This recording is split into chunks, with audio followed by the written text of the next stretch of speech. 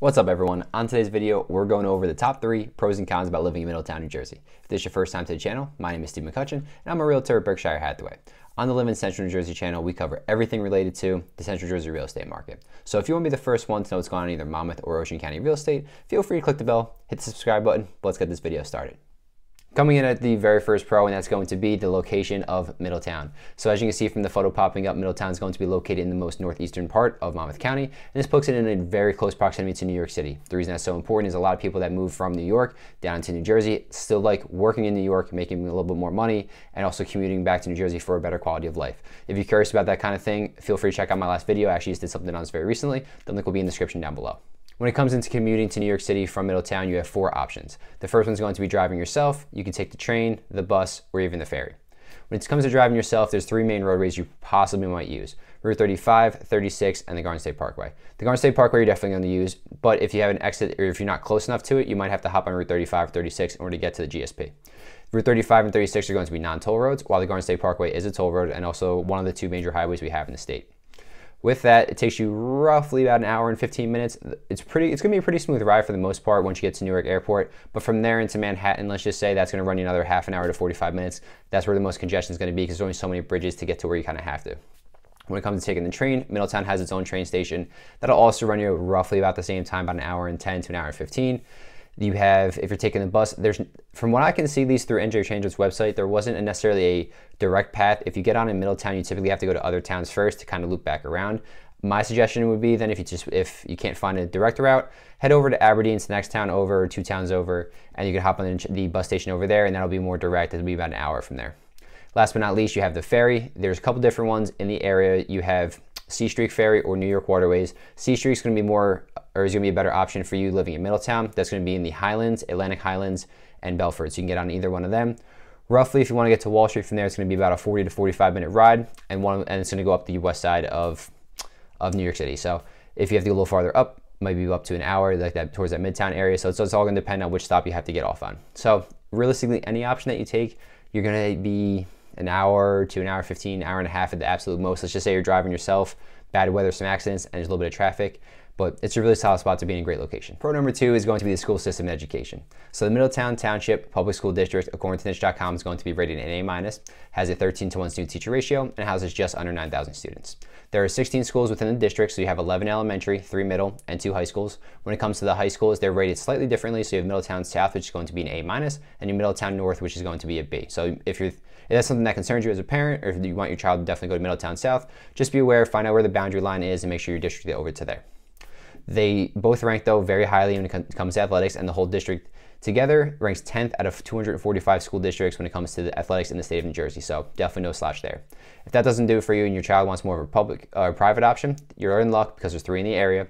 You have Red Bank Catholic, which is obviously located in Red Bank. Christian Brothers Academy, also known as CBA, that's going to be in Lincroft. And then you have St. John Vianney's, that's going to be in Homedale. Respectively, they're all ranked 2nd, 3rd, and 4th, all consecutively for private schools in Monmouth County. And then CBA is going to be an all-boys high school, whereas St. John Vianney and Red Bank are going to be co-ed. Pro number 3 is going to be the diverse housing options available to you in Middletown. So whether you're a first-time home buyer that's just starting out and you're looking for maybe a condo or townhome, whether your family is growing, you need to upsize, you're planning on staying there for 20 or 30 years, or if you're downsizing or retiring, Middletown has you covered with plenty of different options. Now, we are a little bit low on inventory. We have 60 active listings when I'm making this video. When I first started as an agent, we were probably, this was about 5-6 years ago, we were looking at maybe like 175, 180 homes that would be currently listed in Middletown around this time, and it went into the 200s come the summer. So we're obviously behind, but this is a nationwide problem. It's not just New Jersey or Monmouth County. Middletown is no exception to it as well. The median sales price for a home is going to be $597,000, which is slightly below Monmouth County's median average, and that's going to be $635,000. Now, the price ranges are going to vary greatly if you're looking at an adult community versus a single-family home or even a condo townhome. So it's going to be anywhere between, let's say, $250,000 all the way up to, multi-million, $2.5 million mansions that are going to be overlooking the Navigate River over there, which I highly recommend checking out. It's very beautiful over there. So it's all going to vary. If you had to look for that average single-family home, you're pretty close to that median price around that $600,000 mark. Before we head on over to the cons, smash the like button down below, help me get this video out to as many people as possible, and comment if you're thinking about moving to the Middletown area. Love to answer any questions that you might possibly have. With that being said, let's get back to the content you came here for. Con number one is going to be the cost of living. So unfortunately, New Jersey is just an expensive state to be living in. That's why you see when people retire, sometimes they move down south, also for the warmer weather, but a lot of times also it comes with the cost. Middletown, like I mentioned just previously, has an average sales price of $600,000 for a house. So while we are on the cheaper side for Monmouth County technically, on the other hand of things, across the entire U.S., it's relatively pretty expensive. So the median household or median sales price for a home across the U.S. is roughly about $400,000, kind of goes back and forth a little bit here and there. So Middletown, as you can see, is about $200,000 more expensive. And if you go back to a little bit earlier in the video, let's talk about commuting into New York City and the transportation cost involved with doing that. So let's just take the train and the ferry, for instance. If you're looking at the train, that's going to be about $30 round trip for you. But if you're a little bit more economical and you know you're going to the city every day, highly recommend getting the monthly pass. Right now, it's sitting at about roughly $450. And if you're looking to take the ferry from C Street, that's going to be $48 round trip, but they also have a 40 trip pass option, and that's going to be roughly $720. So obviously, not really necessarily the cheapest, and hopefully that gets built into your pay a little bit if you're commuting. Con number two is going to be the traffic congestion. So New Jersey is the most densely populated state in the nation, which means we have the most amount of people in a smaller area. And as we've already talked about Middletown and commuting into New York City, you're going to hit some traffic here or there, especially if you're driving yourself.